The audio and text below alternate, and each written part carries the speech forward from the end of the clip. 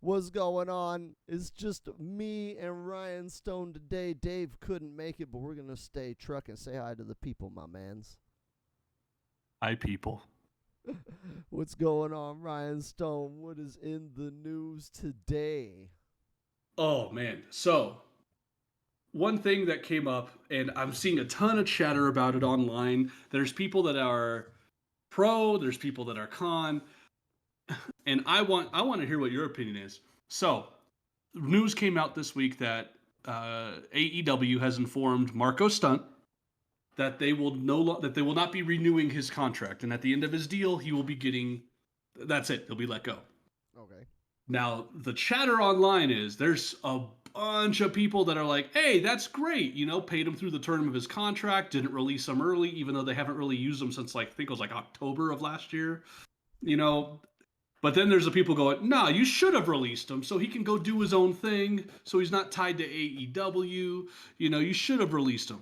And a lot of those people are the ones that, are pro WWE, but they shit on everything AEW does. See, here's And a lot of the pro AEW things are the ones they're shitting on because WWE does it differently. I have my opinion, but I want to hear yours first. So, first of all, them saying they should have, for the people that said they should have released him so he could go do other things, what the fuck other things were they expecting? Because AEW lets you work wherever the fuck you want as long as it's not WWE. Clearly, right. They work Impact, they work GCW, they work Ring of Honor, they work PWG, they work New Japan and fucking NWA, MLW. All those companies have TV shows, and that was the whole thing. If they have a TV show, you can't work there. And yet all these companies have TV shows, and people work there anyways. So pretty much it's just that you can't work at WWE. So, Basically. If they released Marco Stunt, where the fuck was he going to work that he couldn't have worked beforehand? Because it's not like right. WWE was going to sign his ass. And I wish they would. I think Marco Stunt's great. I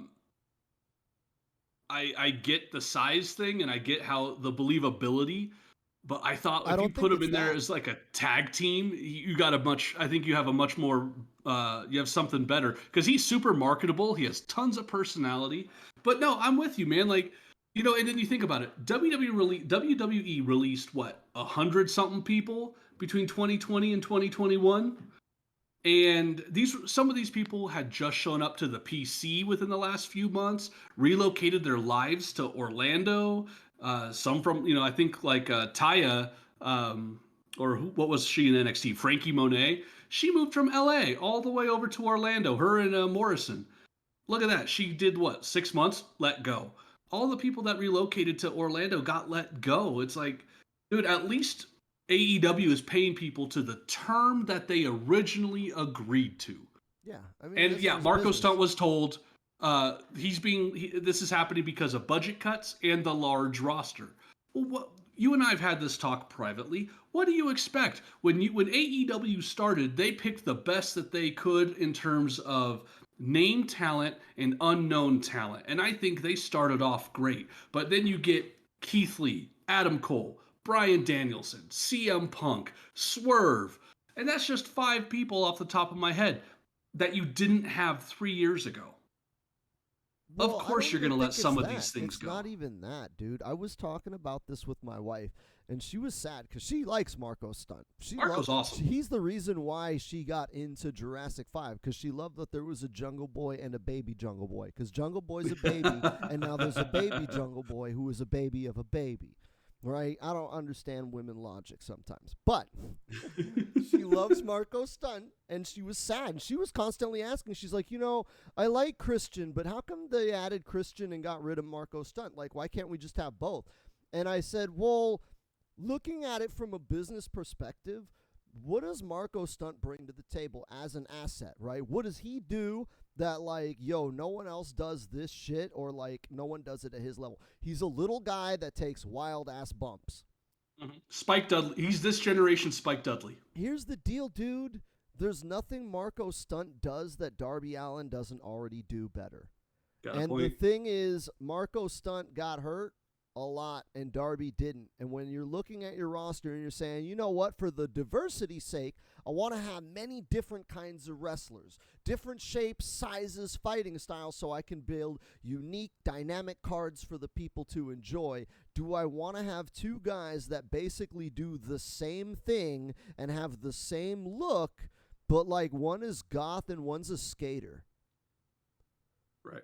And so when you're cutting the budget, I don't think it has anything to do with Keith Lee. Keith Lee has nothing, Keith Lee, Swerve, Adam Cole, they offer something different than what Marco Stunt did. So I don't think they factored into that decision. If I had to choose between wrestlers and I had billions of dollars and I'm trying to just run my company, not necessarily strictly, a tight ship, but I don't want to blow money where I don't need to. So he's going to spend the money to get different kinds of wrestlers, but I can see him cutting the fat. And he gave both guys 3 years to get over. Darby did, and Marco didn't.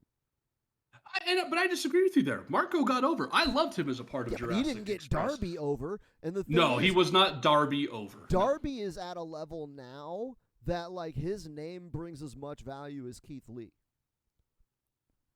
I'd agree with you. For AEW, absolutely. Like if you look at like the stars that they have, if Darby Allin were to go and leave right now, that's a big hole in their roster. There's a huge part of their fan base that love Darby Allin, and I'm not saying they'd quit watching, but yeah, man, they would not be happy, and if Darby showed up on Raw, they'd probably start watching Raw, and I'm not saying they'd switch overnight, but there's a few that will never come back. It's quite possible. I mean, if Darby showed up on Raw, I might pick up and start watching. And think about it, dude. What's the likelihood of Marco Stunt showing up on SmackDown or NXT? Not very likely. You could release Marco Stunt. You don't have to worry about him going to your big competition. If he goes to Impact, fine. He'll build his name in Impact or GCW, and then he'll be worth more money when you're available to take him on again. So that's here's the other thing. For him. Think about the benefits of Marco Stunt. You just spent 3 years with the #2 wrestling promotion. Sure, since October, you really haven't been used, but you were used with one of the most over acts that the company currently has. And you were well known. You were constantly on Sammy Guevara's vlog. And now you can market yourself as a former AEW wrestler. His indie booking fee is only going to go up. And I bet his indie bookings will also fill up relatively quick. You got a guy who's coming off television that could absolutely bring something cool to your roster.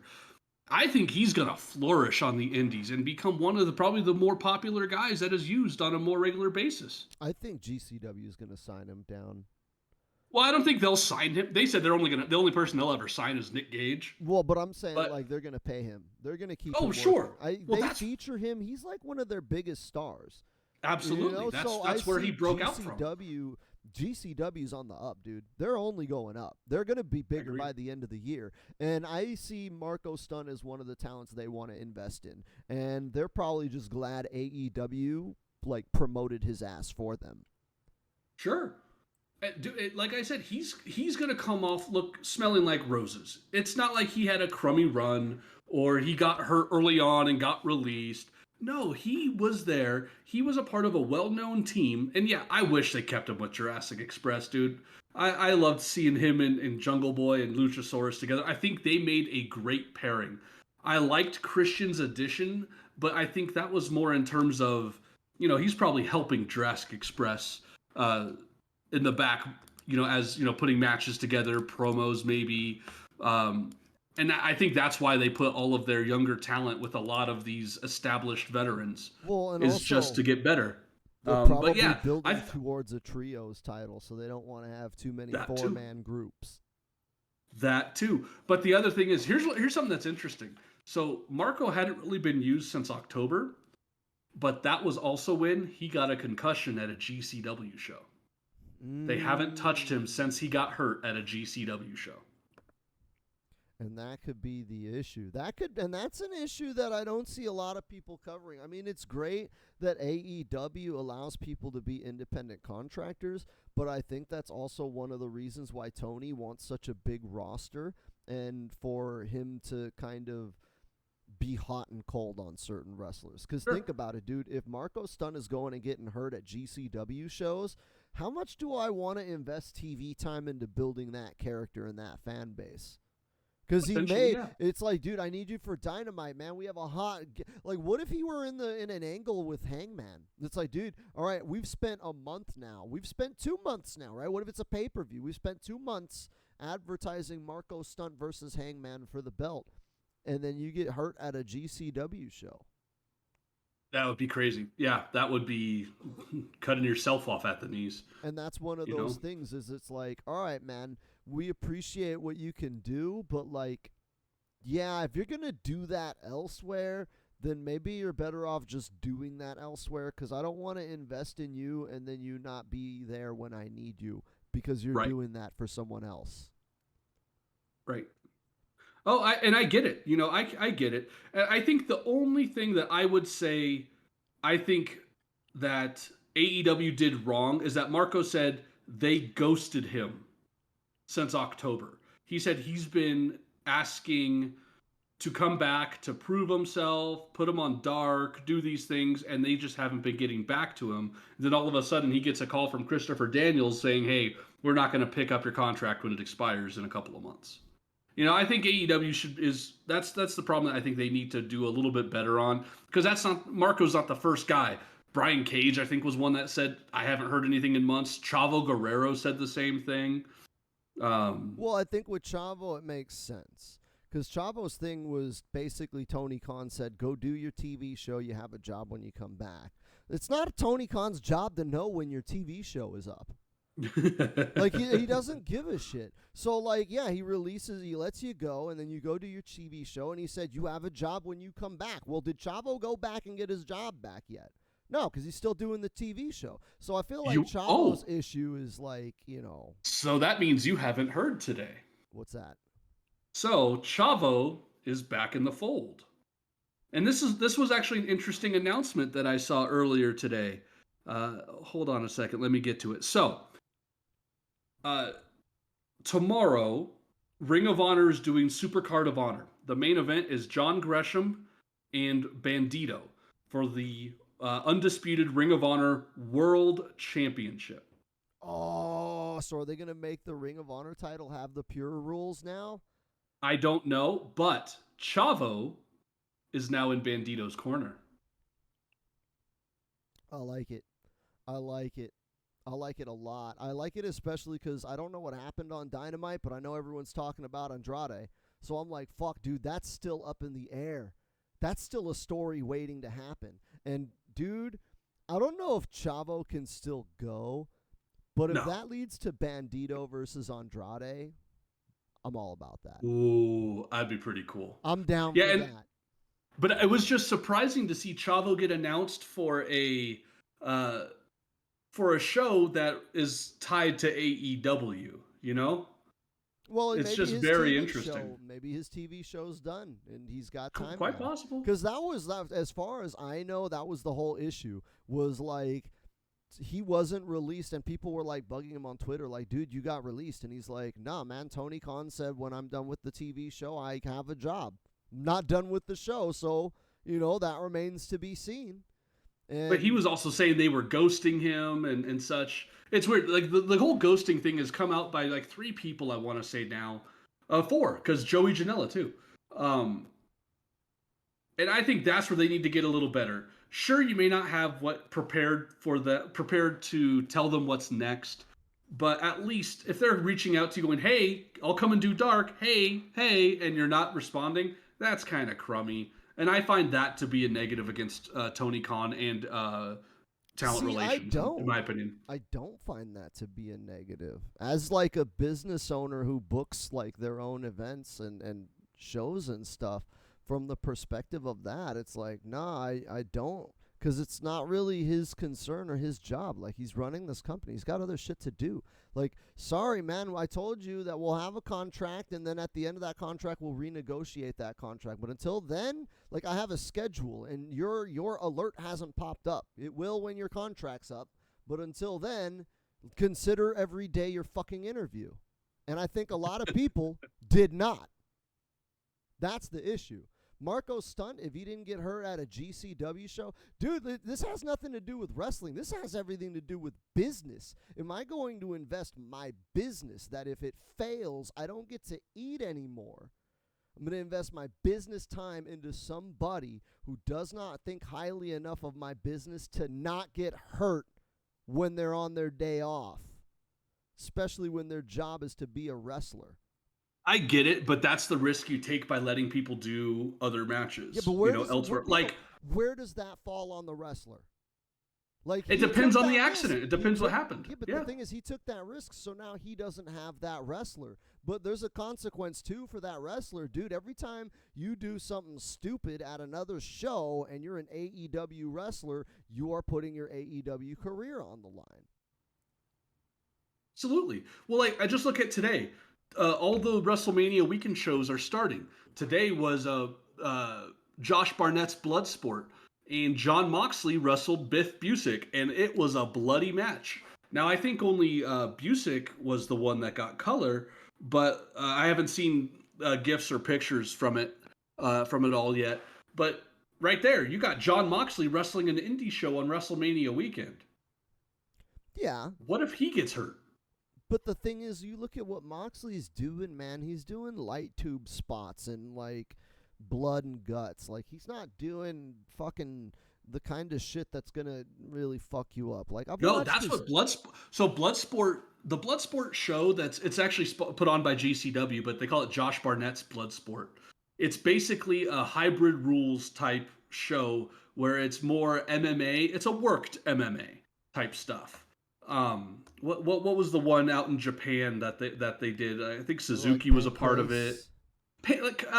Yeah, but not real. Okay. Yeah, it's still predetermined. It's still worked. I thought a lot of the pancrase that the FMW guys started that, right? I thought that was a work. That the whole point was that they were just gonna really fight, and then it was a work at the end. But they were gonna really fight. See, that I'm not sure of. I'd have to double check on that. Said that, Ken Shamrock. Oh, you are right. Pancrase was predetermined, but it was based on old catch wrestling style. Okay, yeah, you were right. So they did catch wrestling, and it was like sparring exhibitions. So it wasn't like pro wrestling working. It was like MMA, but like dressed up. But it was like the whole point was to show off actual martial arts. Yeah, and it's kind of like this, but not like martial arts, but more like of today's MMA type style. So like I said, it had Jon Moxley and Biff Busick wrestled. I'm trying to remember some of the other matches, but it's actually really cool. They take down the ropes, and so it only can end, I think, with knockout or submission. So there was, let's see, what the matches were. Bad Dude Tito versus Royce Isaacs, Speedball Mike Bailey versus Yuya Uemura, who's a young boy from Japan on excursion to America. Zeta Zhang versus Marina Shafir. Tim Thatcher versus J.R. Kratos. Simon Gotch versus John Hennigan. Josh Barnett versus Jonah. Alex Coughlin, who's a New Japan USA, he just recently graduated from the New Japan USA dojo, versus Slade. That's a stacked card so far. Ninja Mac versus Yoya. I don't know who that is. Masha Slamovich versus Janae Kai. Jon Moxley versus Biff Busick, and Minoru Suzuki versus Chris Dickinson. Oh yeah, that's right. Suzuki's back in the States. Yeah. So like I said, referees, you could do knockout, referee stoppage, submission.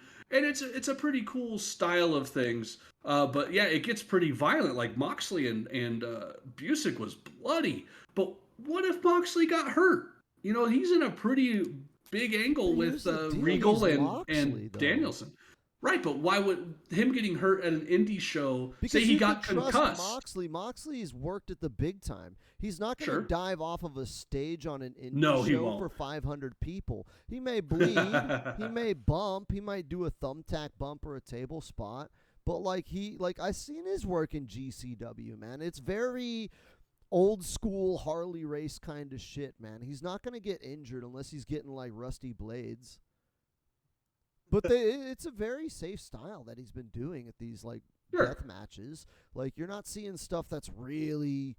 Like, again, you're dealing with broken glass and actual bladed weapons. So, yeah, there is the threat that this could be. But, like, I see what Jon Moxley's doing in death matches is no different than a sword swallower. Like, yeah, the sword swallower could cough and kill himself, but, like, how likely is that?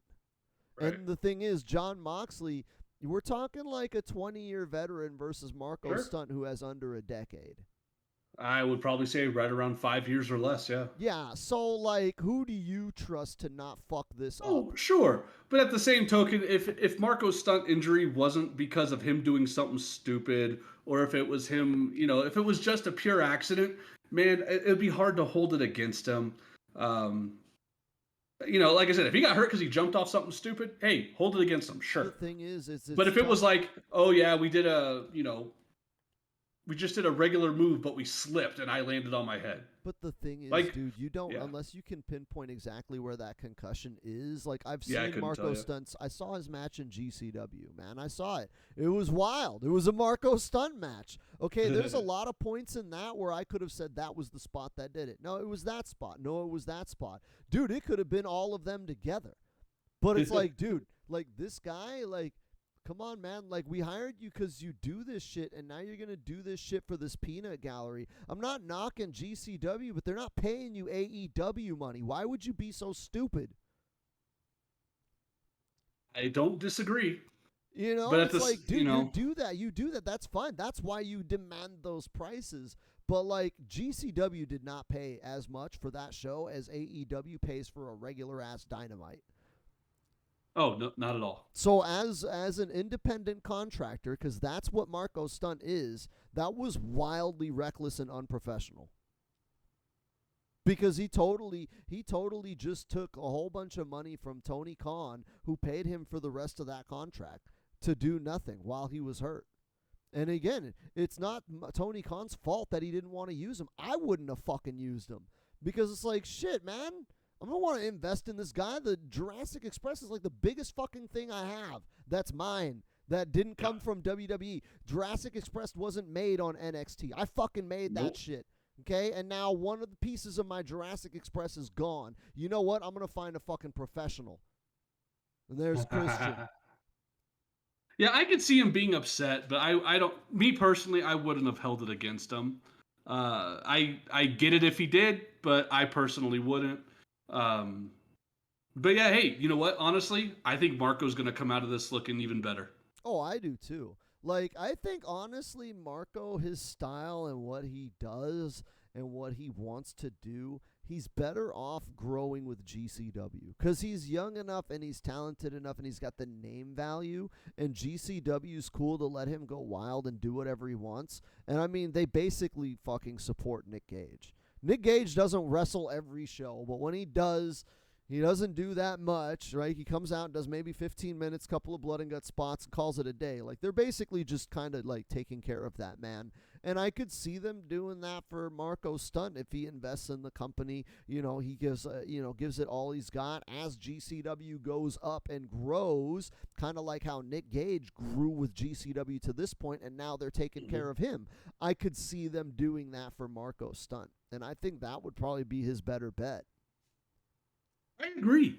I absolutely agree that while AEW was a great platform for him, he's much better off in like a GCW. I think that's going to be where he's going to catch more fire than he would have on AEW television. Well, he's for what he is. He just has a hard time competing with Darby Allin. Okay, because like WWE's version of Darby Allin is Finn Balor. Little guy, takes crazy bumps. But their little guy is only short. He's not a little guy. Finn Balor's jacked to the moon, right? Yes, so unless you look like Finn Balor, you can't be WWE's Darby Allin. AEW has Darby Allin. Impact has... Who would be the Darby? Impact could probably use Marco Stunt. There you go. Part of problem solved. Hey, that'd be great. I think he'd be a great fit there too. I think Marco, like I said, Marco's going to be just fine. He's going to probably make more money on the indies because of it. Oh, yeah. Well, everybody, dude. Lee Moriarty, last I heard, was making a killing off of like the couple of dark episodes that he did when he first came in. And it was like after yeah. that, he was blowing up, hitting, like he was booked out of control to the point where AEW, I remember reading that was the reason why they signed him, was because he was getting booked so much after his appearances there that they were like, shit, we better suck him up before we don't have any more access to him. Yeah, I don't know what contract he was under before he got made all elite. He was probably just on a pay-per appearance deal, or maybe he was, hey, you can work wherever you want, but AEW dates come first. I don't know. But no, it made sense to sign up Lee Moriarty. You want to know someone who's not all elite that really should be, and you'd probably be surprised if I said who it is. Wheeler Yuta. So. Wheeler Yuta, I'm not surprised. Is not all elite. Look at all the TV he's been on. Look at everything he's done. They've never put out an all elite graphic. And someone made a post. I'm actually going to check it right now. Someone said that he's not even on the roster on their website. Well, it's the same thing with Rocky Romero. I think he's kind of getting thrown on TV and being used, A, because he's good, B, because he's always available, and C, because he's friends with Scott Taylor and Chuck Taylor, and I was thinking of Scotty Too Hotty, Chuck Taylor and Orange Cassidy, right? Which fucking best friends, they got that fucking too cool energy, right? They remind me a lot of Too Cool if you actually took Too Cool serious. But, like if you actually treated Too Cool like they could actually fuck people up and win belts like AEW treats the best friends, I think that you would have probably had an act similar to that. But they kept Too Cool as just a comedy act, whereas they won titles, though. They were tag champs at one point. One time for like a week. On an accident. Like, dude, they had a they were treated as goobers, yeah. I think the Headbangers had a more successful title run than they did. But I'd put them on the same level. Yeah. And I love them both. No, that's not disrespecting either one of them. I loved Headbangers and I loved Too Cool, but I'd put them on the same level in terms of my liking of them. No, bullshit. But I like them a lot. Bullshit. Scott Taylor is a goddamn fucking wrestling genius, and neither of the Headbangers were on his level in the ring. I stand by that. Oh, that's not a hot take. I wouldn't say, in ring work? Oh, God, no. But I'm talking about my level of enjoyment of both teams were about the same. And I enjoyed both of them a lot. I enjoyed the Headbangers gimmick, but I was always a big supporter of Scott Taylor. I always thought he was like more talented than they gave him credit for. And then when you look at the fact that he worked there behind the scenes as like a trainer for like 20 years, it's like, oh, okay, they saw exactly what I saw too. That the only reason why he's not the biggest star in the world is because he's physically the smallest star in the world. But it still surprised me that Wheeler Yuta hasn't been made all elite. With all the appearances he's made, it is surprising. And I don't know what happens in his match with Bryan from Dynamite. I haven't watched it yet.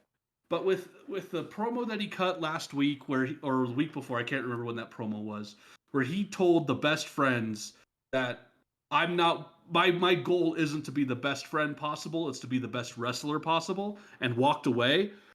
That's why I'm like, wait, that guy's not all elite? They're giving him a ton of TV time, tons of TV matches. And he's probably wrestled on TV more than Tony Nese has since Tony Nese signed. And he's still not signed. Well, again, dude, people don't realize, like, Daniel Garcia just barely signed recently. Yeah. He was stuck with 2.0 for about like 2 or 3 months before he signed. He was just an also ran with 2.0. And I think that's what AEW does. And I freaking love it. Dude, they didn't sign Fuego until he had that program with Miro. And they didn't sign Danny Garcia until he had that decent run with 2.0. And it looks like they're not going to sign Yuta until he, proves himself in this run with the best friends. So they're taking an indie talent they have interest in, and they're giving him a chance. And they're throwing him in with the guys that they're already invested in, right? Because they're sticking him in with the best friends. They've put money behind the best friends. The best friends are one of the key things that's opened the door for them to work with New Japan. Because New Japan wants to work with the best friends. It put them with fucking Okada. So New Japan's high on those guys and loves working with them, and those guys are keeping that door open. That's why we keep getting Rocky Romero and Bullet Club coming in, because that relationship I think, was healed with Orange Cassidy going over to New Japan. One of their biggest stars, and they gave him to New Japan. No questions asked. Here, you can have Orange Cassidy. The guy does 1 million views every time he's on TV. And New Japan, they respected that. They were like, dude, you're giving us one of your best up-and-coming stars. You know what? Here, man, have Jay White. That's cool. And so them sticking Wheeler Yuta, I mean, it makes sense. They trained him. But them sticking Chuck Taylor was his trainer with Orange Cassidy, yeah. Yeah, and him doing well there. I imagine that, like, this whole storyline is supposed to lead to his contract. Because they've made the All-Elite tweet part of the work. Right? Once they did it with Fuego, they realized they could use that to hotshot scrub lord wrestlers into stars. Because Fuego was like kind of a star. He was like an indie phenomenon or an internet phenomenon. He was just kind of... He wasn't even... It was the pandemic that brought him in. If it wasn't for the fact that Dynamite was in one location for over a year, and all he had to do was, and they were doing massive tapings, and they were constantly looking for people to come in and wrestle because they couldn't go get local talent, and he was able to make that trek to Orlando every week. Dude, he put in the work. He got his butt kicked on Dynamite for a year, or not Dynamite, on Dark for a year before he got that contract. Yeah, but they made it into a story, and that made it was a great story too. Star, and that's what I'm saying is I think they're trying to. After Fuego, they realized that the AEW, the All Elite tweet, and the whole contract storyline instantly makes stars. Because Fuego wasn't a star. He was popular. He was over. He got good reactions. But now, like, dude, they have Fuego merch and it sells. Like, he's a star now, and he doesn't even fucking win. He still loses. But, like, they realize they did that with Fuego. They did that with Danny Garcia. That was the second one. Who else did that? Oh, they did that with Lee Moriarty, right? They had him working with fucking Matt Sydal for a couple of months, and they were high on him, and then they fucking signed him. And I think that they're doing that with Wheeler Yuta. Like, at the end of this storyline, whatever storyline he's doing, if he joins Moxley or whatever, that's going to lead to the AEW contract. And I think that could even be part of that. Like, hey, man, I've been hanging out with the best friends, and I don't have a contract. But I go and I hang out with John Moxley and Bryan Danielson, I get a contract. You know, and I hope he does. That could be a really cool story for that. Dude, I think Wheeler Yuta has been one of the guys that I'd heard about on the indies, but I'd never seen until he came into AEW, and dude impressed the hell out of me. I mean, how hard is it? He's trained by Chuck Taylor, who's one of the more solid dudes in wrestling today. Dude, I just love that his finish is a fancy pin. You don't see that anymore, man. Right? Like, you know, like you get finishes that are big power slams or power bombs or stunners or things that knock you out. And then you have finishes that are submission moves to make them tap out. But like, dude, not since like the 70s have you seen a fancy pin as this finish. And Wheeler Yuta's finishing move is that weird, you know, that pin he does with his feet where he flexes? Yes. I love that, dude. I wish more people had that shit, man. You're a wrestler. Why is the finishing move not a wrestling move to pin? That's how you win. You would think they would, like, logically strategize how do I pin people, you know? And Colt Cabana did it. He had he called it the Superman pin. And Zack Sabre is really good at those types of pins, too. He's very much... He's definitely better than a Wheeler Yuta, but Wheeler Yuta has a lot of, I think, Sabre qualities in terms of his wrestling. But yeah, dude, Zack Sabre's another one who has pins as his finish. Doesn't count, dude. Zack Sabre, nah, dude, you can't throw him in that conversation. That's like saying Scorpio Sky's good on the mic, but he's no Stone Cold. It's like, Wheeler Yuta's good, man, but he's no Zack Sabre. Shut the fuck up. But he could be. That's the difference. I think Wheeler could be a Zack Sabre level of a wrestler. I think he's definitely got that. He's got that juice, man. He's fucking good. I love watching Wheeler Yuta. I think he's low-key one of the best things about the Best Friends. And when you look at the Best Friends and it's like Trent, Orange, you know, Chuck, Statlander, occasionally Romero, and it's like, dude, all these fucking killers. And honestly, man, I find more enjoyment watching Wheeler Yuta's matches. He's such a damn good babyface. He reminds me of Rey Mysterio. He's so fiery and passionate that you can't see him as anything other than a fucking white meat babyface. You know, because when he starts getting hype and he starts teasing the babyface comeback, he's so fucking good at that. Yeah. Like, and I think that's an underrated quality. I think that, honestly, is what's holding back Hangman. Because Hangman, he doesn't get a lot of heat when he teases his comebacks, only when he teases the lariat. Otherwise, his comebacks are they're a little ho-hum. Most of the crowd reactions are mostly off the heel. Like, it's like Hangman is good at playing off of the reaction his partner is getting, but he's not good at generating it himself. I've noticed that about his matches. Interesting. I have not. Well, I mean, that's just like my unprofessional opinion. But I noticed like a lot of his reactions, like, look at it as like John Cena, okay? This is how you know that John Cena's over. It didn't matter who the fuck John Cena was fighting. The fans were chanting either "Let's go Cena" or "Cena sucks." Like, that's why when everybody's like, "Oh yeah, CM Punk was over," and I'm like, "No, the fuck he wasn't," because when they were out there, they were chanting "Cena sucks" more than they were chanting CM Punk. So it's like, it's not that Punk was over. It's that everybody fucking hated CM or John Cena that much. And like, I feel like that's how it is with Hangman. It's not that he's over as a babyface. It's just that he's working with some of the best heels of all time. Like Kenny Omega, Adam Cole, Bryan Danielson, Lance Archer. Like, dude, he's working with some of the best heels of this era, if not all time. So, like, he's getting 5-star matches and getting those reactions, but I think it's because people are engaged more with his villain and want to see him vanquish them less than they want to see him win. Interesting. And some people do have that problem. You know, sometimes the villain is just too popular that's exactly how it is. They're not really wanting you to win. They just want someone to slay this guy. Well, look at the work okay, so we're still on Wheeler Yuta, right? Look at the match Wheeler Yuta had with Bryan Danielson, and look at the match that Adam Page had with Bryan Danielson, and you can see that, again, when Wheeler Yuta would get crowd pops, they were cheering for Wheeler Yuta. They wanted him to win. When Adam Page would get crowd pops, they were cheering against Bryan Danielson. They wanted him to lose. It wasn't that they supported Adam Page. They just hated his enemy. Wheeler Yuta had support. At least as far as I remember those matches. It's been months, though, dude. I could be totally fucking off. Well, we got Wheeler and Bryan again this on Dynamite from last night. So, oh, nice. I'm excited to finish that tonight and watch it. That match looks amazing.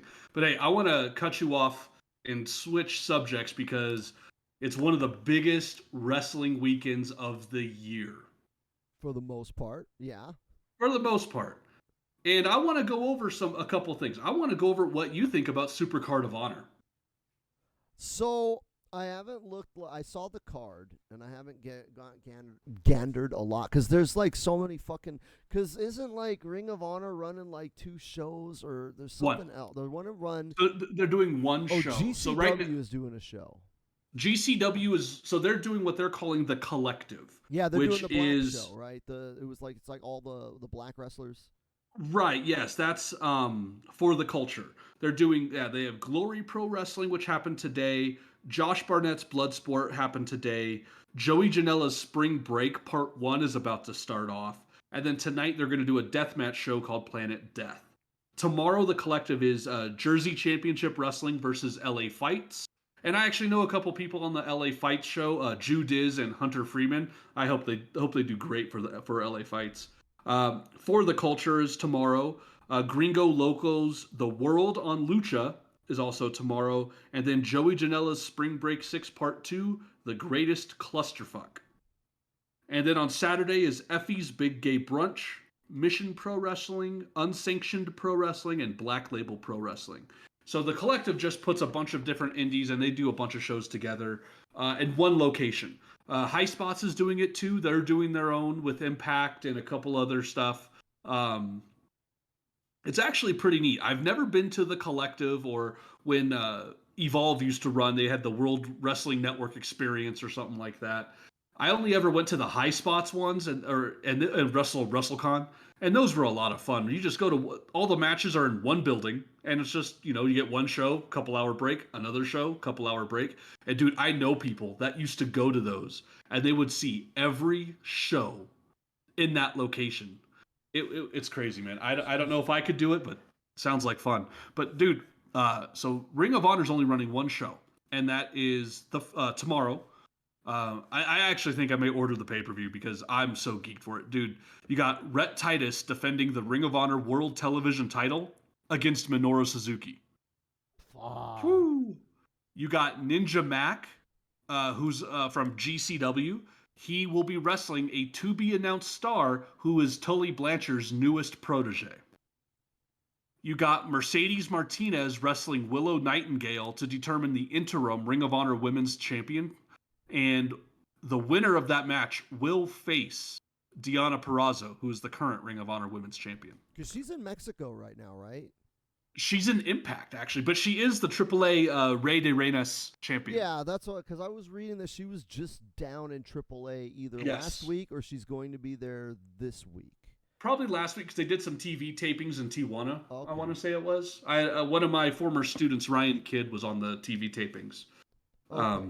So because I was like, yeah, I think their Ring of Honor's women's champ is in Mexico. She is the AAA women's champ, basically. Yeah. Then we got Josh Woods defending the Pure title against Wheeler Yuta. That'll be fun. Yeah. Jay Lethal versus Lee Moriarty. I'm pumped for that one. Well, Swerve Strickland versus Alex Zane. The Briscoes defending the tag titles against FTR. I mean, to me, that's worth the price of the pay-per-view or admission alone right there. And then the main event, Jonathan Gresham versus Bandito, winner to be the undisputed Ring of Honor World Champion. That's going to be tight. I think they're going to put that belt on Gresham.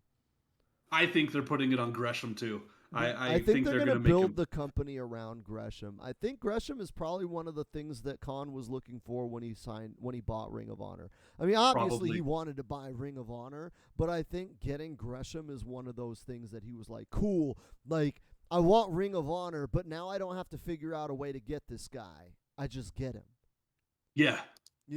And the fact that if he doesn't do contracts, I mean, it could be independent contracting. It could be you're not going to sign anybody. Hey, we'll book you as we book you. Right. It's cool to see like Rhett Titus, who they kept him as the TV champion. I can't believe he's going to defend against Minoru Suzuki. He's going to get murdered. Right. But I mean, Gresham is a good champ, dude, because he's kind of waved the Ring of Honor flag for a while. He's kind of the face of Ring of Honor right now. I mean, as far as like a champion that carries your company, Gresham's been carrying Ring of Honor for a while now. And so if you were looking for somebody to trust to carry that brand further, like, why not the guy who's been carrying it? Yeah. You know, I agree. Why not reward him for the hard work he's put in keeping Ring of Honor? Because, dude, honestly, Gresham and, like, the Briscoes, Danhausen, and Jay Lethal were keeping that company's lights on. And, like, all of them are in AEW except the Briscoes and Gresham. And they went down with the ship. So, like, you know, I can see them... I could see them putting the belt on Gresham and Bandito. I mean, Bandito works mostly in Mexico more than anything, really, right? Well, he's also the PWG World Champion currently. Yeah, but they do 4 shows a year or whatever. Like, the rest of the year, Bandito's mostly in like the SoCal Indies and Mexico, to the best of my knowledge. Yeah. So, like, I mean, how committed is he to Ring of Honor? Yeah, he works Ring of Honor, but like, I see Bandito as kind of like what Mike Awesome was for ECW back in the day. Like, he's like a dude that we have a lot, but like, he's not really one of our dudes. He could leave at any moment, and Mike Awesome did leave. So like, that's kind of how I see Bandito with Ring of Honor. It's like, yeah, he's one of our biggest attractions, but I don't consider him a Ring of Honor guy. Not like, you know, Gresham and Danhausen and the Briscoes. Like, those guys, Jay Lethal, that's Ring of Honor. Like, see, Danhausen was only there for like during the pandemic. Yeah, but Jay Lethal, oh, I mean, he's been there for a long time. Jay Briscoe has been there since the first show. The only reason Mark Briscoe didn't wrestle is because he couldn't. He was a minor at the time. Jay Briscoe's been with Ring of Honor for 20 years. yeah, I don't see the That's Briscoes insane. ever leaving Ring of Honor either. I think once Ring of Honor got to the point where it's like CM Punk said, like we built a company up to where we could make money being wrestlers, and I think once Ring of Honor got to the point where everybody who worked there could just work there and not need a second job, everybody was kind of cool with that. It was like, yeah, fuck it, Sure. dude, let's just do this. Like, we don't really care about being rich and famous. We just want to do Ring of Honor, and Ring of Honor makes enough money for us to do Ring of Honor, so let's just fucking do Ring of Honor. And I think that's why, guys like Jay and Lethal and Briscoe have stayed there for so damn long. Is because, like, Oh, I bet. dude, if you were Jay Lethal, why would you want to leave Ring of Honor? So you can go to WWE and be the Cactus Man or, fucking Mr. Short Jeans or whatever the fuck goofy shit they would have made Jay Lethal. Or you could stay in Ring of Honor and continue to be Jay Lethal. And yeah, you're not going to be rich, but you'll never be poor and you'll always be satisfied. I think that last thing that you said, always be satisfied. I think that is probably one of the biggest reasons a lot of these guys remained. I wouldn't be surprised if WWE tried to snag the Briscoes. I wouldn't be surprised if they tried to snag Jay Lethal at one point. Well, because we know they've been trying forever to snag Kenny Omega because he's been the one vocal about it. And Kenny Omega is not a WWE. He doesn't look like a WWE guy. He doesn't wrestle like a WWE guy. Since he ever worked with them ever so briefly, he's done nothing but shock shit on the WWE and WWE guys. Like, he's like the most anti-WWE figure on the planet, and they've spent the better part of 20 years trying to sign him anyways. So I'm sure they tried to pick up Jay. I'm sure they tried to pick up the Briscoes, and there was just no interest. Yeah, probably not. Yeah, they so AAA. Sorry to change the subject real quick. AAA did a pay-per-view tonight from Dallas. Yeah, pretty neat. Wow. Yeah, I don't see. Let's see. I'm trying to see if Deanna was on it. It doesn't look like it.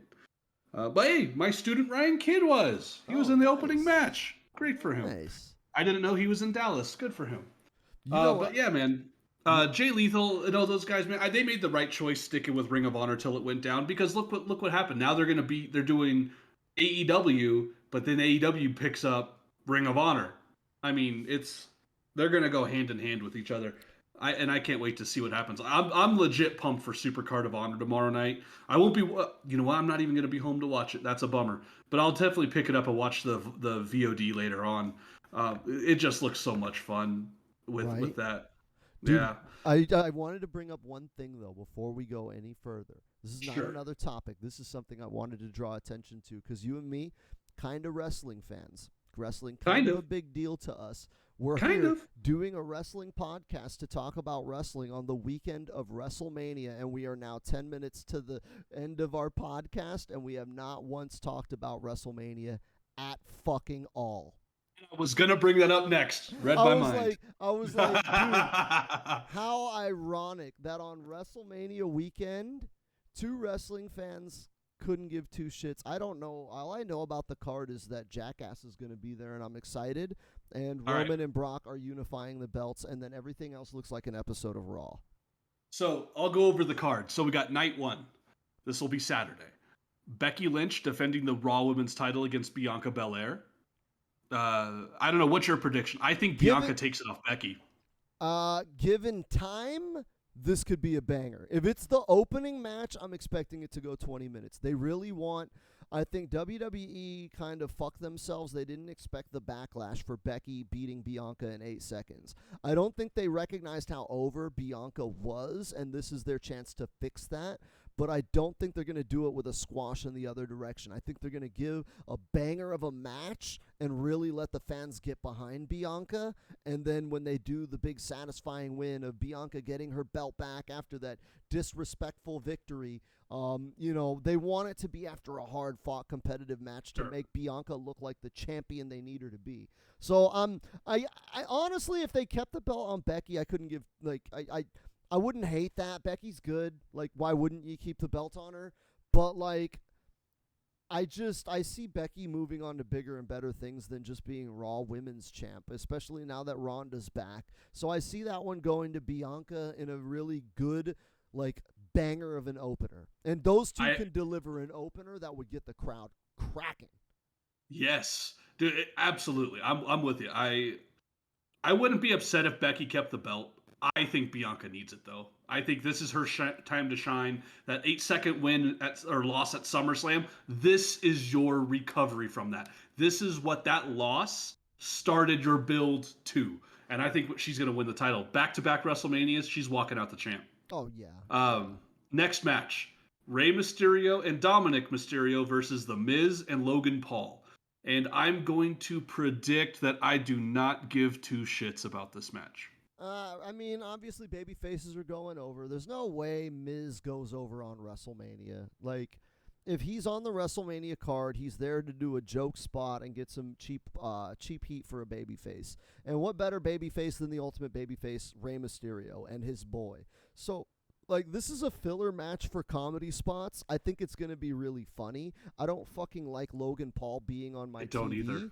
But I do like Rey Mysterio interacting with The Miz in any way. And I feel like Dominic sucks, but his dad is Rey Mysterio, and him working with his dad all the time means that Dominic is just, like, Dominic right now is what fucking Ric Flair's kid was, like, 20 years ago, except Dominic actually has potential. Like, I think Dominic's got a ton of potential. Yeah, he's like David Flair levels of bad on the mic, and he's still awkward and clumsy in the ring. But, like, you see him pulling off 3/4 rolls, and he's getting better, and it's like, you know what? Dominic's not bad, man. No. Like, he's still a little awkward, clumsy, and shy. Like, he doesn't have that confidence. He's been barely wrestling. He had his first match, not even a year ago? Was it last SummerSlam that he had his first match when he wrestled? Or no. Maybe it was 2020. Maybe it was SummerSlam 2020 that he had his first match. I'm trying to remember. But yeah, he's not there yet. Now he is training. He was training down in San Diego at a school called Level Up, run by indie veteran B-Boy. But yeah. So he had his first match in August of 2020. So the guy's been wrestling for 18 months. Yeah. It makes sense of where he's at. Just because you're Rey Mysterio's kid doesn't mean you're going to be the best wrestler right out the gate. You still got a lot of learning to do. Yeah, but I still don't care. I don't like Logan Paul, and that's why I don't care about this match at all. I don't either, but I think there's going to be a lot of fun father-son spots with Rey and Dominic. Sure. And I think we're going to get a lot of funny spots with Rey and The Miz. And then, like, Logan Paul will be there, unfortunately. All in all, I'm expecting like a 1-star match that may get a chuckle out of me if I'm stoned. But if I have to pack and light another bowl, that's gonna be the match where I do that. Right. That's sad that the Rey Mysterio match is what the women's match would have been 10 years ago. No, man. You know what? Here's the thing. I think this match is definitely drawing for some people. It's not me, but I'm sure it's drawing for some people. But yeah, I mean, it's quite difficult, when women's matches became so much better quality, it eliminated that bathroom break. Because let's be honest, why did we use it? Because the matches were garbage and they more than likely led to nothing. Right. When they started actually making a big deal about women's matches, well, shit, now I'm not going to go to the bathroom now. I'm actually going to sit and watch it because sometimes they're the best match on the card now. Yeah, no. But yeah, that match during Rey Mysterio, that match to me was the equivalent of Paul White versus QT Marshall at All Out. I went and got merchandise during that match. Pretty much. It's there to pop the live crowd more than anything else. Next is Drew McIntyre versus Happy Corbin. I don't know much about this angle or why it's happening, but I'd probably pick Drew over Corbin Yeah, in this one. I don't know anything about what's going on, but I can't see them unless they're trying to build to something with Happy Corbin. I can't see them putting him over Drew, which is one of their biggest baby faces. Right. This would be the Bret Hart match. Like 20 years ago, this would have been like the Bret Hart versus Hakushi match. Like it's pretty much just there to let you remind you that Bret Hart is there and he's still dope and like could go for the belt at any time. And I think that's this with Drew McIntyre. It's like he's there to beat Baron Corbin. Nobody fucking cares. But like it's just to remind you that, hey man, Drew McIntyre's still dope and he might challenge for the belt. He's just as strong as he ever was. I don't hate Corbin though. Corbin is actually pretty good in my opinion. He's very consistent. I think he's a good heel. Yeah, but I just don't know anything about this angle. And to me, this isn't like I don't know. This is more of like hey, we'll do that match at like Backlash. It doesn't come across as a WrestleMania match. Yeah, it feels like more of a filler match, but it depends on what they're doing. I haven't been following the angle either. I know that they're very high on Drew McIntyre, but I also know that they're very high on Baron Corbin. So, like, if they want to, like, strap a rocket ship to him, this would be the matchup to do it. I just don't think that they would want to sacrifice any heat for Drew McIntyre to do that. I don't think so either. I think this one's a slam dunk. He wins it, in my opinion, and yours as well. Next match. The Usos defending the SmackDown Tag Team titles against Shinsuke Nakamura and Rick Boogs. Yeah, the Usos are going to lose those belts. I think so, Boog too. is way over, and he's really young, and he's really good, and this gives him a reason to continue to work with Nakamura, who's on the end of his career, but is so damn good that you want to, like, steal some of his legendary juice. Why not put it on Boog? The Usos don't need belts, dude. They only have those belts whenever, like, there's a storyline reason for the Usos to be involved with Roman Reigns. Otherwise, they don't need the belts. They're over. Yeah. The Usos are this generation's Road Warriors, man. They're just over as a tag team. Oh, they're so over. And they're never going to get over as singles, you know? It's not going to work. No, they shouldn't. You know, to me they're like the Young Bucks. They're a tag team. You're going to get them in singles matches every once in a while, but I think they are going to always be known as the team, like just like the Bucks. But that's usually pretty typical with brother teams like that, you know? Yeah. Next. Go ahead. I was going to say, next one is New Day, Woods and Kingston versus Sheamus and Ridge Holland with Butch.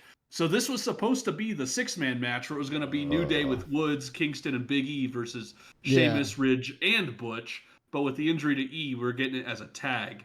I am a little surprised they're putting Ridge in the match instead of Butch. Since Ridge was the guy who hurt E. But hey, you know, apparently there was a lot of talk about there wasn't any heat on him or anything like that, which is good. Well, it's because Vince is doing with fucking Butch what he was going to do with Adam Cole. They have this fucking guy who's an amazing working athlete, but because he's short, we're going to make him a manager. I don't even want to talk about it. Well, he's wrestling. He's only managing because E got hurt, you know. He's been wrestling as Butch, yeah. Okay. But again, this match to me is another one. Like, I love the New Day. They're one of my favorite acts on television. They're probably winning this thing. I would be more excited to see the New Day work with Pete Dunne and anybody else than whatever they have right now. Like, the fact that Pete Dunne's going to be the manager completely destroys my interest in that match because the New Day will be excellent. They always are. But, like, I want to see a match from the New Day that's going to capture my imagination. And, like, dude, I've seen New Day and Sheamus a lot, man. I don't care. Like, the shit that there's nothing that they're going to do that's going to touch what they did when it was New Day versus The Bar. Right. You know, like, at least if Pete Dunne was in there, it's like, all right, you know what? Now we've got a little bit of a different dynamic. But right now, like, I don't even know the guy in there with fucking Sheamus.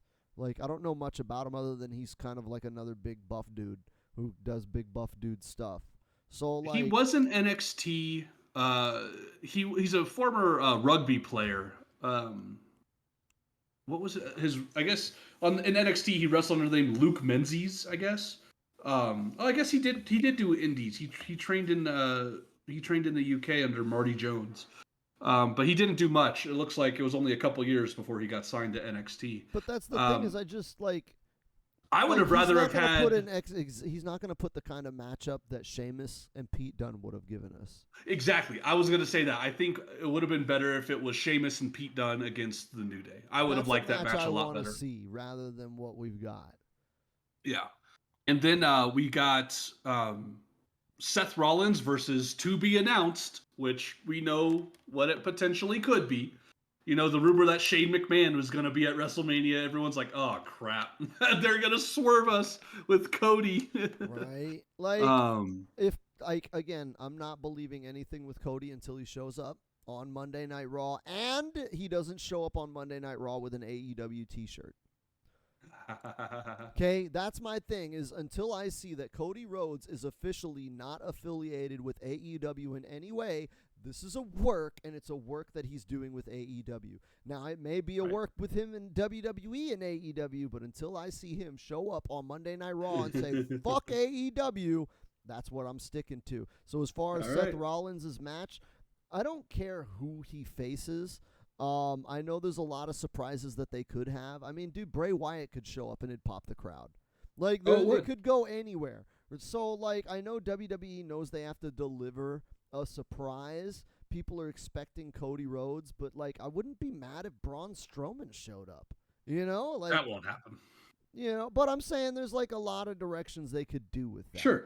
So, I don't know if I would be disappointed if it's not Cody, but I know people will be, which I think is going to be fun, and I think the backlash is going to be more interesting than the match. Yes. I do think if it's not Cody, oh boy. Yeah. Oh boy, the internet is going to, Twitter will be lit on fire. Someone will go to Twitter headquarters and light their servers on fire. That's how crazy it would be if it's not Cody. Yeah. Anyways. Yeah. Next would be Charlotte defending the SmackDown Women's title against Ronda Rousey. I see them putting the belt on Ronda. I just don't see myself giving a shit. I'm kind of right there with you. Like, I think I like Ronda. I don't have a problem with her. Dude, I was there at that Mania where it was her, Charlotte, and Becky in the main event, and it was awesome. You know, the match was okay. Because it was a Charlotte and Becky match. Right. But it was still cool to see the women headlining the show. But yeah, to me, I'm just like, I don't care about the match. You know the match I would have cared about? Becky Lynch versus Ronda Rousey. I think that's probably why they want to get the Raw belt off of her. That's kind of what I was alluding to earlier. I think they want to build towards Ronda versus Becky, and they want to put the belt on Ronda. They're going to move Becky to SmackDown. Charlotte's going to move over to Raw. Now you have Charlotte versus Bianca for that belt, Becky versus Ronda for the other belt. Bada boom, you've got like 2 months of booking out of just that alone. It could have been more, but yeah, that probably with them would be 2 months. Yeah. And then finally, on night one, we've got, and I don't know if this is actually going to main event, it's just the rumor, the Kevin Owens show with Stone Cold Steve Austin. I don't think we're honestly, no, I don't think so either, but I think it's because I don't think he could do one. And I think this may be the best solution to get a brawl out of Austin and something decent. You know, it's going to be, you know, stunners and chairs and stupid stuff, but I think it's the best way to keep to hide Austin, you know, to hide his well, I think it's the best thing to have is the main event, because inefficiencies, like, maybe. Dude, sure. Somebody posted on Reddit saying that Stone Cold drinking beer off them after a match and then fading to black to end the show is the same as Hulk Hogan posing. They just replaced it. And so, like, honestly, to cap off WrestleMania, like, we're having WrestleMania in Texas. Okay, half of those motherfuckers are leaving the second Stone Cold's bit is over. Sure. So, like, you got to have that thing go last. It's Texas. A lot of the people going in to watch that show couldn't give two shits about anything WWE has done in the past 20 years. They know Stone Cold's going to be there and he's going to kick some ass, and I want to see that shit, and then we got to get home to beat traffic. So they're putting Stone Cold last. I think it's going to be a lot of fun. I think it's going to be an excellent segment. I don't expect a match, and I'm glad we're not getting one. I'm glad it's not a match. I honestly think, looking back on it, if we got Stone Cold versus Kevin Owens in a match, I don't think it would live up to the hype. We get Stone Cold as a guest on the KO show. We're going to get some verbal sparring, and then we're going to get a brawl. It's going to end with a stunner, beers all around. Hey, see you tomorrow night for WrestleMania Night 2. Yeah, that's what I'm expecting, right? And I think it was going to be a fantastic way to end the show. Basically. So that's night 1. What do you think of night 1? What do you think? If you had to give night 1 a thumbs up, thumbs in the middle, thumbs down, what would you say for night 1's cards, just the card? Without knowing what we're getting with Seth Rollins, it's all throwaway matches except the opener. Like, the last match isn't really a match, it's a segment. Everything else is like just okay, like Ronda versus Charlotte maybe due to star power.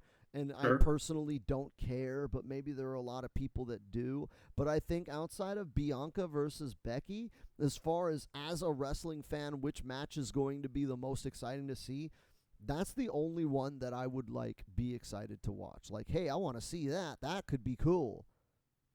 Right. I'm excited to see what happens if Cody is the special announcement. And I think him and Seth could pull off a fantastic match. Well, that one, that one not with right now, because if somebody dope shows up, if Kenny Omega shows up, dog, I can't sit there and be like, oh yeah, day 1 was whack, and then Kenny shows up. It's like, I'm gonna keep that one to the if that gives me some crazy shit, then okay, that salvages day 1. But so far, Becky versus Bianca is the only match that I give a shit about, and then I think the Kevin Owens segment will be a lot of fun. I am 100% with you. Those are the only 2 things that I'm excited for. Well, the third thing, like I said, is just the surprise for Seth. But depending on that surprise, I don't know if I'm going to like it or not. If it'll be if it's Shane McMahon, that match is going to be meant to me. I don't care about Shane. Yeah. But I would probably, for me right now, I'd put a thumbs in the middle. It's not an up or down for me because it's not a lot. It's not a lot, but you could be surprised. Again, you can't discount any card that's going to have the New Day working with Sheamus, because that can always surprise you. And again, the same goes with the Usos. You can't sit there and discount any card that has the Usos on it, because they can deliver. But looking at it on paper, it's like, do I care about the Usos versus Nakamura and Boog? No, but it's going to be a fun match, though. Those 4 guys deliver the match of the year at any given moment. That's what I'm saying. They absolutely can. It's like, dude, do I give a shit? No. But, if anybody was going to give me a fucking banger out of nowhere, the New Day and Sheamus could give you match of the year on any night of the fucking week. Absolutely. Same thing with Usos, Nakamura, and Boog. Those 4 guys could give you match of the year no matter what. It's just there's no story behind it, so I don't care. Right. Well, I'm sure there's some type of story. I just don't know what it is because I haven't watched too much. But yeah. But now, all right, let's move to WrestleMania Sunday. So first match, and this could be the order. I don't know. This is just how it is listed on Wikipedia currently. Match 1 they have for the Women's Tag Team Championship. The champions, Queen Zelina and Carmella, defend against Sasha Banks and Naomi, Rhea Ripley and Liv Morgan, and Natalya and Shayna Baszler. I don't know much about the story, so it's going to be hard for me if I had to predict a winner. Yeah, I do think maybe I wanted maybe Natalya and Shayna. I would probably pick as a win. Maybe because I'm just a huge Shayna Baszler mark. I think her style is so unique to pro wrestling that I really enjoy it. I just can't see them taking those belts off Carmella and Zelina. Hey, they might not. They just got them, and this match is a throwaway just to get a bunch of people a paycheck. The only reason why they would take those belts off is just to get a babyface pop. And on a night that I think is going to have a lot of babyface pops, I think this is the one where they let the heels slip by, because there's no reason to have Zelina Vega and Carmella lose. And you gotta have some point in the card where the bad guys win. Hey, and that's why I was saying Natalya and Shayna, they're a heel team. Yeah, but I mean, do you really want a title change to it's tough. It's like you want to save your title changes for the big moments. This is about as undercard a belt as it's gonna get. This is the one belt.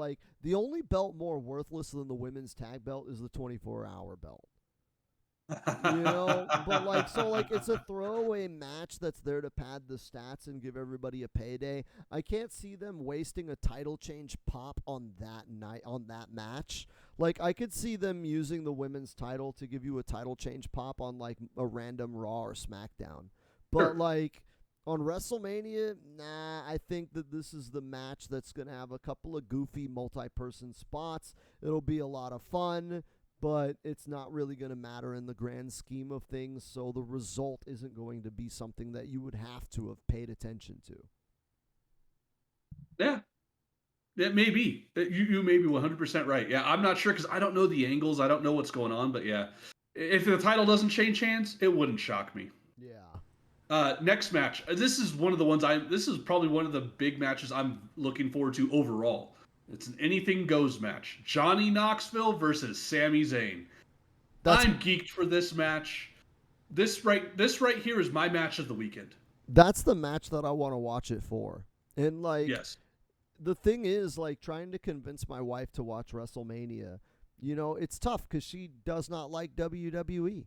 Right. And so, but whenever I say, but Jackass is going to be there, I know that I'm at least going to be able to watch that segment. So that's the segment I'm most excited for because it's the one that I know me and my wife will both enjoy. The rest of the show may be shit, but I know Sami Zayn delivers and Johnny Knoxville is amazing. And so I will at least smile and have fun during that segment.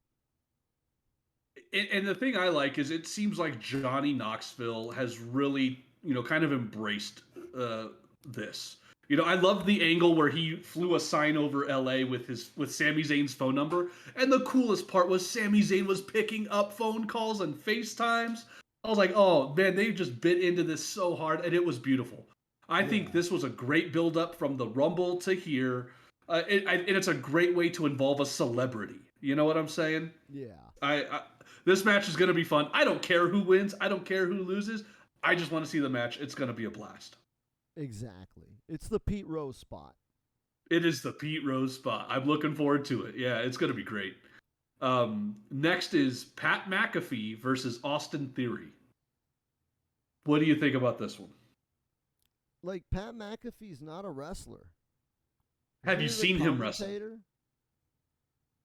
I heard he's all right.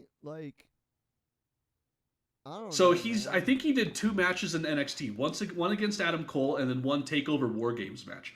I thought he was phenomenal in both matches. He definitely did better, in my opinion, on those matches than I thought he would. But again, Pat McAfee was a guy who likes wrestling. He actually trained with Rip Rogers in OVW for a little bit. Rip Rogers constantly puts over Pat McAfee, and Rip Rogers is also touting that he trains people the right way. But yeah, it's gonna be fun because Austin Theory's a decent worker, man. He's solid. It's gonna be fun for Pat McAfee, I think. I don't know who. I think Pat's gonna take the win, but yeah.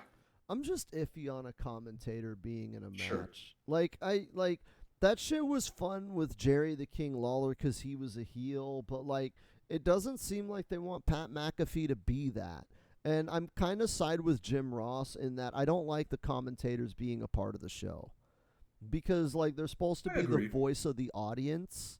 And, they're supposed to be the narrator for the audience. They're supposed to be objective and outside the show. So that way, that's my bridge into the world of the wrestling is the commentator. And when the commentator is the wrestling, I don't know, man. It's too much fourth wall breaking shit for me.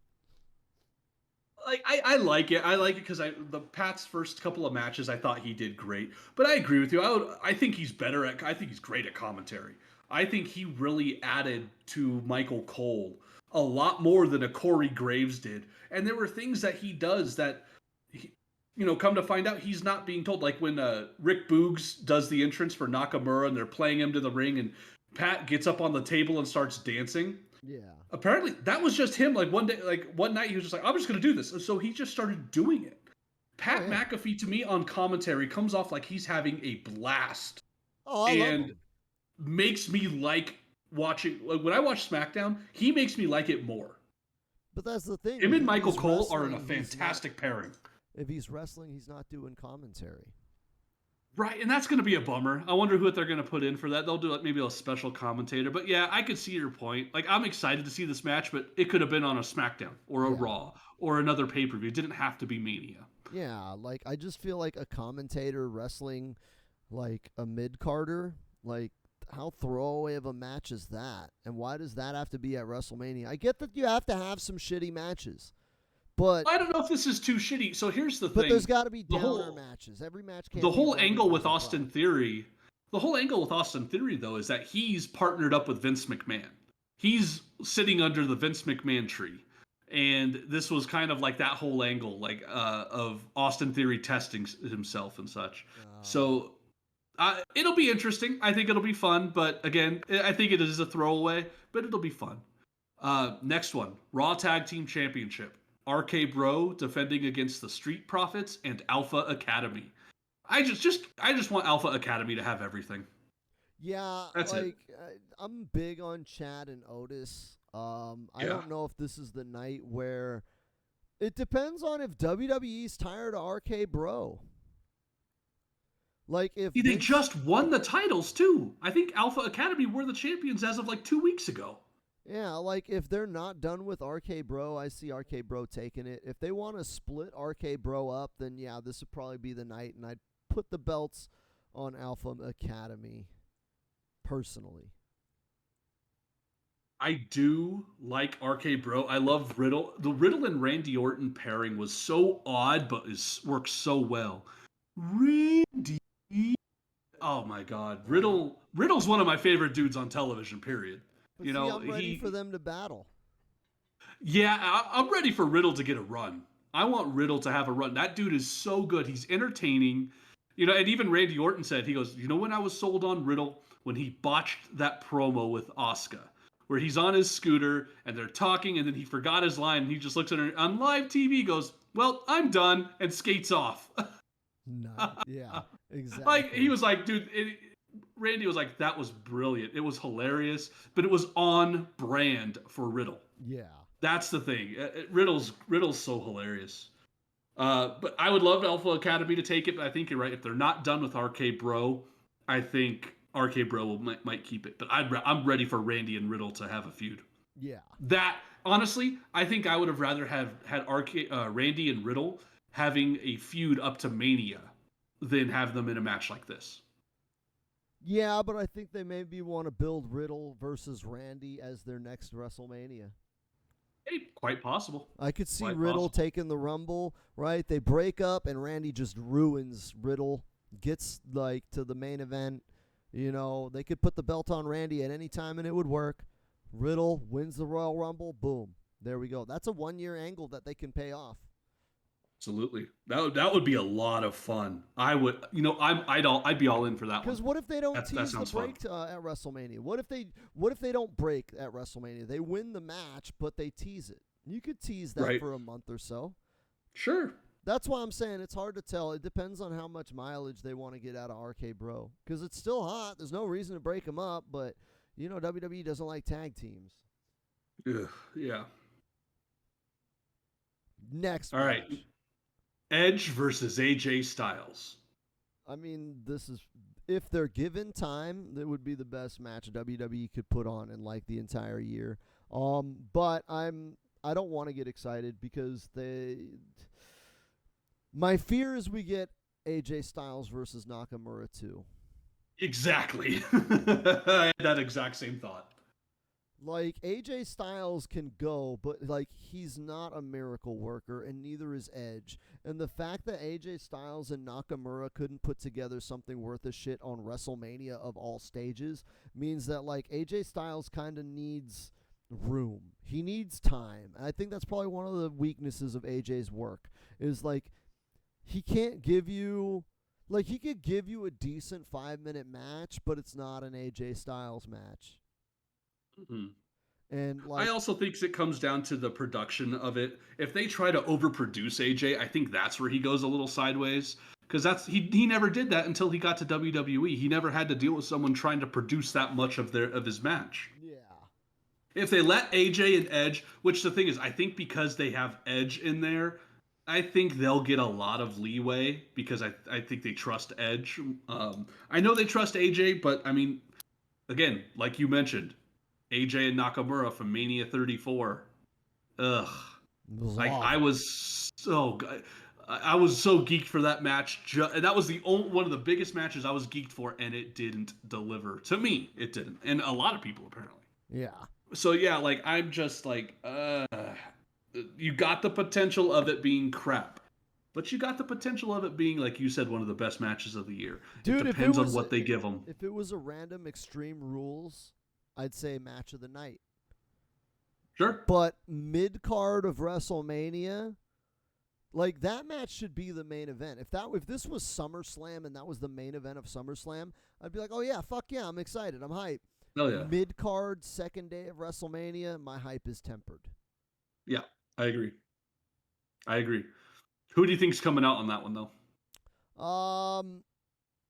Didn't AJ just turn babyface? I could see And them. Edge turned heel. Yes. Yeah, I could see them putting AJ over on that one. Unless they want to I'd do like something it. else with Edge. If they're really trying to push Edge's heel persona, I think they need to give him the rub because he hasn't been heel in a long time. Right. And AJ is like, dude, he doesn't need to win. Everybody loves AJ. I'm going to cheer for him if he fucking loses. That's just, dude, yeah. Yeah, I'm with you. I'm pulling for AJ, but yeah, if Edge is gonna remain this heel run, then they're probably gonna push Edge, and Edge will probably get the victory. Next, this match to me is a complete throwaway. They just booked it on Raw this past Monday.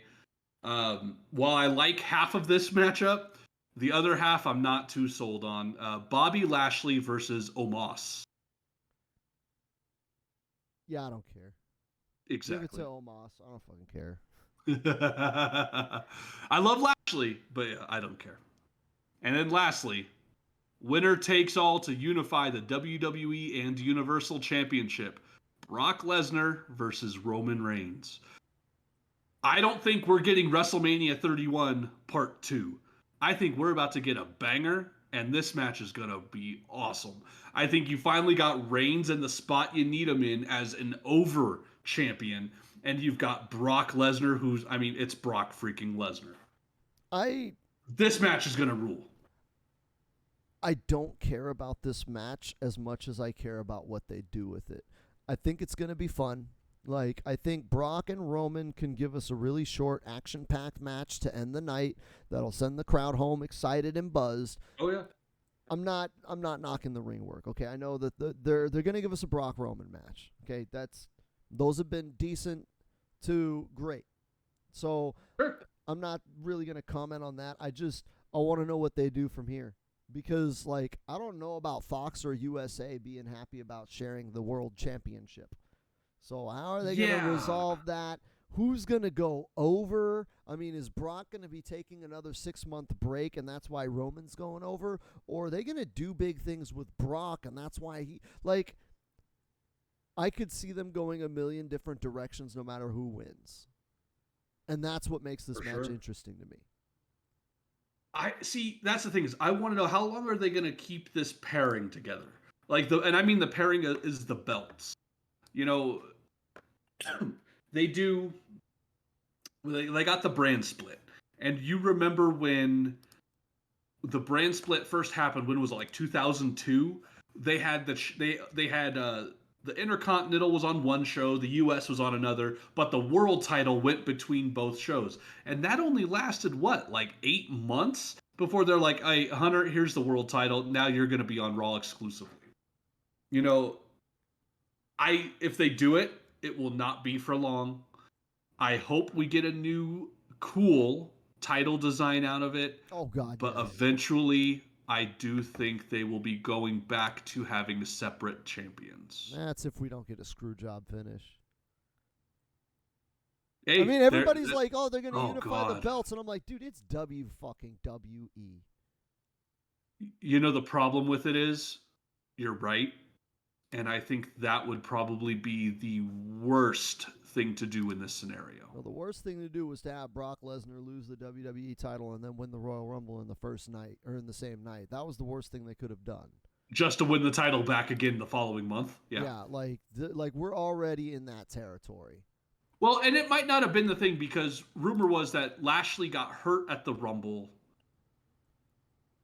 Oh, you know what though? That was the plan then. So who knows? And maybe the plan wasn't to put the title back on Brock. You know, maybe it was maybe it was for Lashley to defend it, and it was just going to be Brock and Roman for the title. But the fact that Lashley got hurt, hey, maybe that's it. I don't know. Well, Lashley and Big E. But even then, why the fuck would they put the belt on Brock at all? And then now you got to take the belt off of Brock? No, dude. They planned this shit. They have something planned. I don't know what it is, but that's the most interesting thing about this match. Because honestly, outside of the unification of the titles, there isn't much that they could have done to make me interested in Brock versus Roman again. And hey, maybe that was exactly it. Maybe they saw Lashley getting hurt as hey, let's do this because it's more entertaining. Because yeah, the last time we had Brock and Roman at a Mania was 31, and the crowd shit on it until Seth came out and won the title. Yeah. You know, and while again you had a Roman that they were trying to push as their top babyface getting booed to oblivion at that time too. So, but again, now Roman's getting booed, but he's getting booed because he's actually an interesting heel character. Yeah. And Brock is getting cheered because holy shit, Brock's been a fun babyface. I'm excited for the match. I think this match is going to be awesome. I'm actually hoping Roman wins, but I don't know. I'm with you. I want to see where it goes from here. If they're just going to do this just to split the titles back up in 6 months, to me, it was pointless. Yeah. You know? I'm telling you, dude. I'm telling you, we're going to get a screw job. We're going to get a screw job. There's going to still be And to me, belts. that is the worst way to end WrestleMania is if they do a screw job and nothing changes. That is not the way you end WrestleMania. If that was the case, that shouldn't be the main event. Watch. Like, comment, subscribe. On that note, though, we'll see. Are out of time, though. Oh, man, that went by quick. Yeah. So, like, comment, and subscribe. But shout out to your, what are you on, Twitter, right? Twitter, Ryan Stone SD. Find me, talk to me on there. I try to talk to people sometimes on Twitter, but sometimes they don't talk back. Hey, I want to talk wrestling more, man. That's why we do this podcast. Well, there you go. And I mean, if you're following me on Twitter, we also have the Twitch. Links should be in the description, so make sure you don't miss those. And yeah, it was good. It was weird not having Dave, but it was a lot of fun. And it was weird.